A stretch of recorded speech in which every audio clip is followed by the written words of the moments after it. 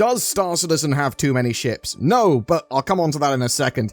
I wanted to talk today about the ever-growing pool of ships and vehicles in Star Citizen, the monetization model, ships left by the wayside, development time associated with that, what's going on with everything? As I constantly get questions, CIG shouldn't be making ships, they should be making a game. That's not a question, admittedly, but Star Citizen has over 170 ships and vehicles that we are currently aware of that are sort of like available for us to see or know about, and that consist of flight-ready, in-production concept ships and their variants.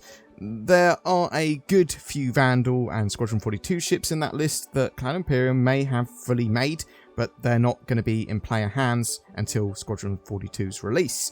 Players can currently fly and drive over 120 of those ships, but we're also waiting on over 30 ships that are still in concept to be built out and put into the game. Cloud Imperium so far in 2021 have released 13 additional ships and vehicles, and we still have that 3.16 patch to go, so more ships and vehicles to come. And there's only been 4 new concept ships announced beyond that. Cloud Imperium have actually been pretty good at moving towards a straight-to-flyable model with all of their ships and vehicles now, or drivable for vehicles, I suppose. So instead of having a concept phase always for ships where they go, this is a ship that we are going to build, they instead go, this is a patch, and we have this ship that is also going to be released with it, which we didn't tell you about, and it's flyable and drivable now. And we get a lot of those ships and vehicles that are just announced with patches. And when they do announce a concept ship, as they still sometimes do this, they are much more well thought out as ships. So older ships, they didn't have the metrics accurately done for, they had to sort of reconcept them, they had to redo the interiors, things like that. But now when they concept a ship, they build out the interior roughly, so they then build the ship around that. So they know accurately what metrics it's got, what rooms it's supposed to have, and they don't have to reconcept it again like they did with some of the older ships. It's a problem that they had with things like the Banu Merchantman and probably the Endeavour and the Orion. These ships needed reconcepting before going into any form of production. But now those metrics are accurately measured and worked out before a ship even goes through that sort of concept phase, before we see it at all. And it's not just that, the sort of general ship pipeline for the productions of ships is extremely refined compared to what it used to be. It basically means that they can get ships out much quicker, and the turnaround for concept ships should be significantly quicker too, though it is dependent on the ship and scheduling and a few other factors as well. So where are some of these older ships that we've been waiting for, like the Banu Merchantman, the Genesis, the Orion? Well, Cloud Imperium don't have enough manpower to make all the ships in-game simultaneously. Scheduling what they're going to work on is a real issue for them. What do they prioritise? What don't they? What gets moved around? Have they got enough time to finish a ship? Or we need to be moving on to another project and we haven't finished this one, well, we're going to have to pause what we're doing with it. That was the case that they had with the Taurus. They sort of had it almost done a lot of times, but could never quite finish it in the time frame that they had for it, so it never actually got quite finished until quite recently. However, Cloud Imperium is expanding their studio out quite significantly with a huge amount more devs and employees. So potentially taking what the current 750-ish employees or so up to 1,500 or more.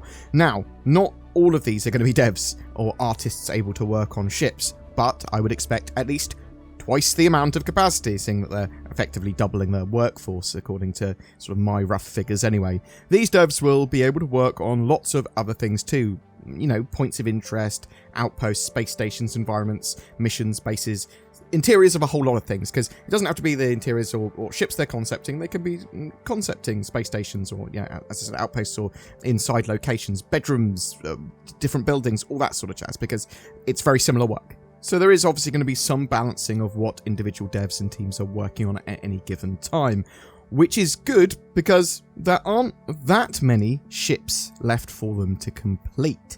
So the Idris and Javelin, they're nearly done, but ships like the F8 Lightning and a variety of other Squadron 42 base ships, well, we're waiting for Squadron 42 to be released, and those ships are done or mostly done. The Scorpius and Hull A, they're planned for Q1 2022. The Hull C and Vulture, Q2 2022. And many, many more ships are going to come online in the next couple of years. So, ships that we're basically waiting on now, I will list them because there's not that many. The Merchantman, the rest of the Hull series, the Orion, Genesis, Endeavour, Crucible, Polaris, X1 series, so that's the space bikes, the Pioneer, the Vulcan, the Apollo, Kraken, Santok Yai, SRV, the sort of tractor beam vehicle. Corsair, the Ranger series, the Nautilus, the G12 series, the Perseus, the Rylan, the Liberator, the Odyssey, and because I want to mention them here as well, Titan suits, because they're not on the roadmap, but I want them. I want them now. A lot of those ships are in active development now, though, with plans for them to be in-game in the next few patches, and I think we'll actually see almost all of them, or at least most of them, within the next 2 years in-game. There are some outliers here, though. The Endeavour and Orion, I actually think are going to take quite a long time to get out. Science gameplay from the Endeavour is complex, and the ship is modular. It's going to take a lot of time and isn't really essential to get it in-game yet. Even John Crew, the vehicle director, recently said that the ship is going to cause them a headache because of its modularity, because of its complexity. The Orion is so massive that, well, it sort of attains another tier of mining. It's strip mining. It's not really essential for the game yet. Yeah, strip mining and large-scale ops are going to be important to the game, but not in the short term. And lots of this stuff, they're older ships. They have to be reconcepted, they have to be redone, they have to be tweaked, and that will get them deprioritized, and then more complex game mechanics will also get them deprioritized. Also, are they essential or necessary for Squadron 42? If a ship or a vehicle is, it's much more likely to get more work in the sort of short term. Also, is a gameplay mechanic essential for Squadron 42? Again, that will mean, very likely, that they'll go, bam, we've got this gameplay mechanic ready, now we'll sort of refine it, get it ready for the persistent universe, and we might get some ships ready for that. So that's some of the sort of like balance that they have to do of what they schedule in and what they don't. They don't want to have a ship or mechanic released in isolation, which is a relatively large change for what Cloud Imperium used to do a couple of years ago, where they will just release stuff when it's ready. And admittedly, they were doing that up until pretty recently. We know the Banner Merchantman and the Corsair are in active development, which is fantastic. The Polaris is apparently pretty ready to go into active development, but it's pending scheduling, so they're ready, but soon. Some of the vehicles probably have a quite quick turnaround, so like the X1 bikes and things like that, the G12 Rovers, the smaller little ground vehicles, quick turnaround I would expect. I suppose the next question really is that, do we need more ships in-game beyond what they already have here?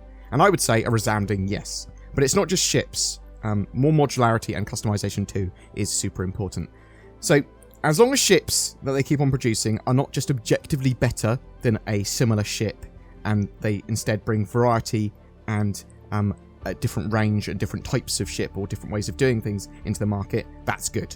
So there is a bit of a worry, for example, more recently, that the Odyssey is just better than the Carrack at exploration because it's bigger and can do a couple more things. Well, it's better at certain things and not better at others. It suits a different purpose, and we're going to dig a lot more into that, Carrack and Odyssey, and how they compare after the Q&A is released for the Odyssey. A ship for every size of planned gameplay mechanic makes sense to me. So you can have a small, medium, all the way up to capital size for all the different ships and vehicles and sort of things like that. Maybe not vehicles. Vehicles are obviously a different size themselves. And then have them all have different focuses and variants within those sizes. So if you have like 3 medium explorer ships, well, make sure they focus on different things. Now, you can have a huge amount of combat ships because there's a huge range of things to do within combat, from sort of e-warfare to scouting and mapping and sort of getting that sort of tactical information, to lots of different types of torpedo combat, anti-torpedoes, big ships, anti-big ship, fighters, bombers, lots of different types of fighter, just lots and lots and lots of things there. So I literally think that more is a good thing, and something I'm really looking forward to. I do think that there is some concern over the future of monetization of new ships, though, as I believe that Cloud Imperium will continue to make more and more well after release. Now, will they still sell those for real money? Maybe. Is that an issue? Well, only if you can't buy them in-game. So I don't really mind, though you might, and that's something very much that you could bring up with Cloud Imperium and talk about it and put it on message boards and on Spectrum and that sort of stuff, if Cloud Imperium decide to do that in the future, because we're talking more theoretically there. That said, Cloud Imperium, when they last talked about it, they did say that actually they want to reduce the amount of ships they're selling after the game releases, and that's just going to be potentially limited to game packages and certain ships available for those game packages, maybe up to sort of like Constellation sized. But you would still be able to buy in-game currency to then buy ships in game with if you so wanted. So there's a lot of discussion that can go on about that again in the future. I do think that we need to wait until Cloud Imperium are close to release and then them talk about this more, because I do think that the community is going to have a huge impact on the decision making for what happens there. But Cloud Imperium will need to make money to continue going. There's a lot of different ways to monetize though, and there's a lot of stuff that they can do here.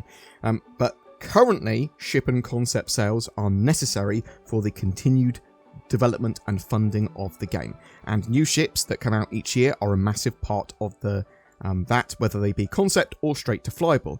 And I do think there is a lot more ships that Cloud Imperium can make that won't devalue the others that we currently have. That doesn't mean that this will always be the case. Cloud Imperium are also ploughing through those unfinished or older concept ships and newer concept ships or whatever, and they're getting them out each patch. Like, they're getting more and more and more out. I do want to make something a little bit clear as well, because I do and have heard for several years, actually throughout my entire content creator sort of career as doing Star Citizen, people say Star Citizen should be working on the core game or gameplay or getting the game out rather than more and more spaceships. Now, them working on spaceships is not mutually exclusive from them producing a game and doing lots of other things. And just because the devs that are working on ships can be doing a few other things, which is still pretty related to ships, it doesn't mean they should be working on other things, and doesn't mean that lots of other devs aren't working on those other things. So they are getting a lot more manpower in the next 2 years, and I do think that we're going to see this really bolster the project and them get a lot more out in a lot shorter time.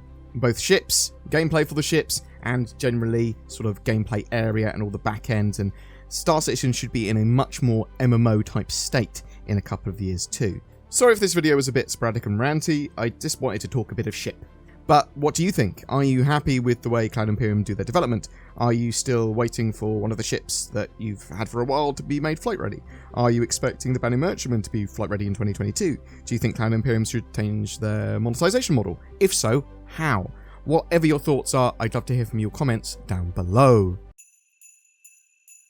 Ho ho ho, I'm a fat man with a beard, and I'm gonna sneak down your chimney and give you... NordVPN. That's right, I'm BoredGamer. I am that fat man with a beard. And it's Nordmas. So what do you want in your stocking for Nordmas, little Timmy? I want NordVPN, with its useful security, privacy, and locational spoofing features. I also want a racing car set. Of course you do, but as I'm not sponsored by Racing Car Set, maybe you should shut your little mouth, Tim.